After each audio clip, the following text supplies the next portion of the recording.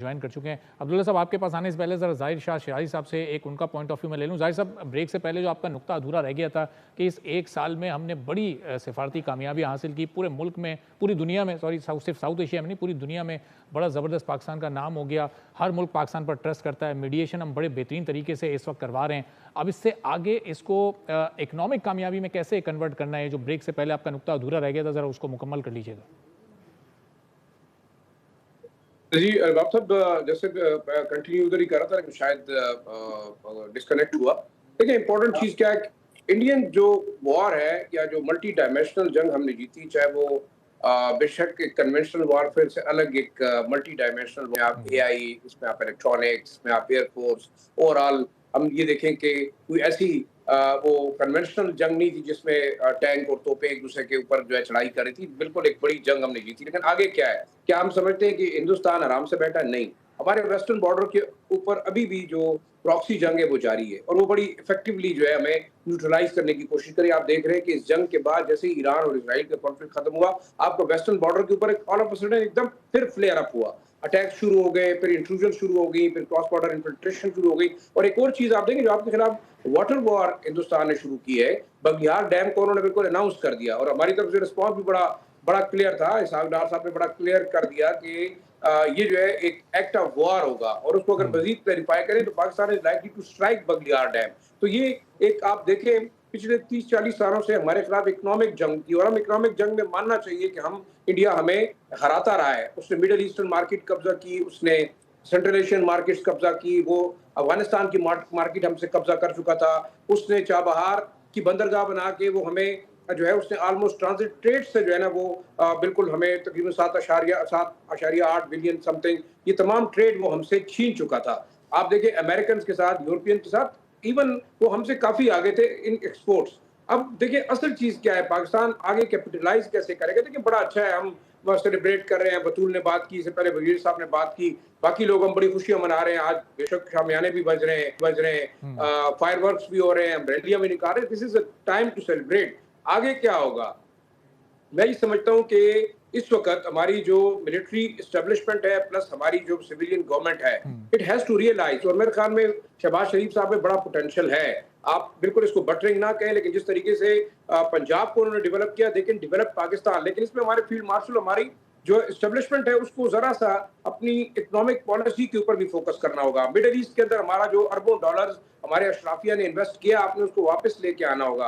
Arbab, we have to be very clear, जो bureaucrat, जो सियासतदान, जो कोई भी बंदा, चाहे जज हो चाहे वो फौजी हो, अगर he is not dying for Pakistan inside Pakistan, तो उसको मेरे ख्याल में मराद देने की जरूरत नहीं है। पहले आप अपना पैसा वापस लेके आए, इन्वेस्टमेंट पाकिस्तान के अंदर करें। कराची बहुत बड़ी मार्केट है, आपके अंदर ट्राइबल एरियाज के अंदर बिलियंस ऑफ डॉलर्स के मिनरल रिसोर्सेज की एक्सप्लोरेशन का जाहिर साहब, ये कतल कलामी की माजरत, लेकिन ये ट्रांसमिशन के बिल्कुल स्टार्टिंग इब्तिदाई हिस्से में जब हमने कैसर अहमद शेख साहब को लाइन पर लिया था, तो उन्होंने भी ये बताया कि अब परसेप्शन चेंज हो रहा है और ये ओवरसीज पाकिस्तानीज और जिन पाकिस्तानीज का पैसा बाहर है, तो वो अब सोच रहे हैं सीरियसली इस वक्त पाकिस्तान में पैसा वापस लाने की। मुझे एक सेकंड बात करने दीजिएगा।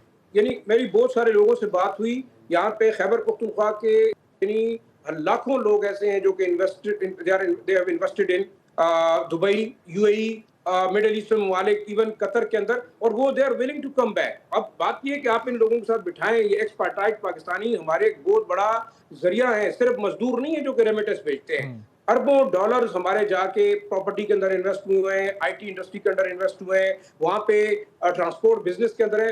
दे can come back to Pakistan. और फिर आपके पास एक बड़ी सेंट्रल एशियन मार्केट है। लेकिन आखिरी चीज जो हमने करनी है, हमारा western border still it's very volatile. देखिए ये जो पैसा यूएई के अंदर पड़ा है, मिडिल ईस्टर्न मुल्कों के अंदर पड़ा हुआ है, अब्दुल्ला भाई मुझे सपोर्ट करेंगे, बड़े दिनों के बाद इनसे इंटरेक्शन हो रही है कि जो पैसा हमारा वहां मौजूद है वो इनडायरेक्टली टेरर फाइनेंसिंग में यूएई इस्तेमाल कर रहा है, वो बहरेन कर रहा है, वो कुवैत कर रहा है, या उसके अंदर बैठे हुए ज़ायनिस्ट लॉबी के लोग जो कि बीएलए, बीआरए, बीएलएफ, इन सब को वहां से फाइनेंसिंग करें। ये हम लोगों का पैसा है, इसी के ऊपर पैसा कमाया जाता है। तो देखिए हमें बड़ा सीरियसली सोचना होगा कि वो पैसा जो कि इनडायरेक्टली पाकिस्तानियों का, वो जाके मिडिल ईस्टर्न मुल्कों में इन्वेस्ट होकर पाकिस्तान के खिलाफ टेरर फाइनेंसिंग में इस्तेमाल होता है, हमें उसको रोकना होगा।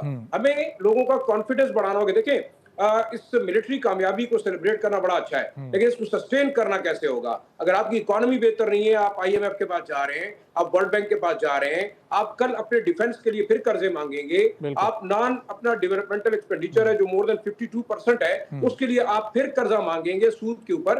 یہ چیزیں جب تک ہم اس کو صحیح. اب ظاہر کیپٹلائز نہیں کریں گے نا، صاحب یہ بڑا امپورٹنٹ آپ کا پوائنٹ ہے، خود آپ تو اکانومی کے اس ایکسپرٹ نقطے ہیں، کو ہم بڑا ذرا مشکل ہوگا. اس نقطے کو عبداللہ صاحب کے ساتھ ہی آگے بڑھاتے ہیں. عبداللہ صاحب بہت شکریہ آپ کا ٹرانسمیشن کے لیے، آپ نے وقت نکالا. پہلے ظاہر ہے پچھلے ایک سال کی جو یادیں ہیں وہ پچھلے مئی کی، آپ پہلے وہ ظاہر ہے اس کو تازہ کریں گے، ذرا اس کو انجوائے کریں گے، پھر یہ ظاہر صاحب کے اس نقطے پر بھی آپ کمنٹ کیجیے گا کہ اب ہمیں اس سفارتی کامیابی کے بعد ظاہر ہے آخر میں اپنی معیشت کو بھی مضبوط کرنا ہے نا، تو اس کو بھی آگے لے کر چلنا ہے. یہ وہ تمام بڑے اہم اقدامات ہیں جو ابھی ظاہر شاہ صاحب نے بتائیں.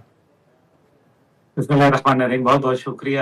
دیکھیں پچھلے ایک سال کے ہمارا تو مجھے نہیں معلوم، لیکن بھارت کے لیے شعر ہے کہ یاد ماضی عذاب ہے یا رب، تو ان کے لیے تو عذاب ہے.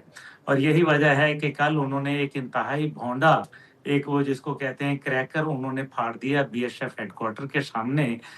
دیکھیں ان کو کم از کم ایک اچھے فلم سے اس کے رائٹر کو پکڑ لیں تو شاید سٹوری اچھی بن جائے.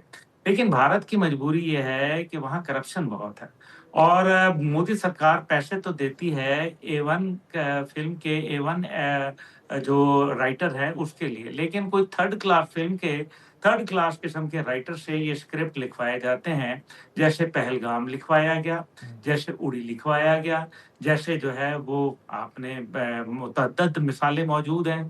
مقصد یہاں یہ کہنے کا ہے کہ بھارت کا سب سے زیادہ جو نقصان ہوا وہ یہ ہوا کہ بھارت کا جو ایک ساؤتھ ایسٹ ایشیا کے اندر نیٹ سیکیورٹی پرووائڈر کا کردار تھا وہ اپنے اختتام کو پہنچ گیا.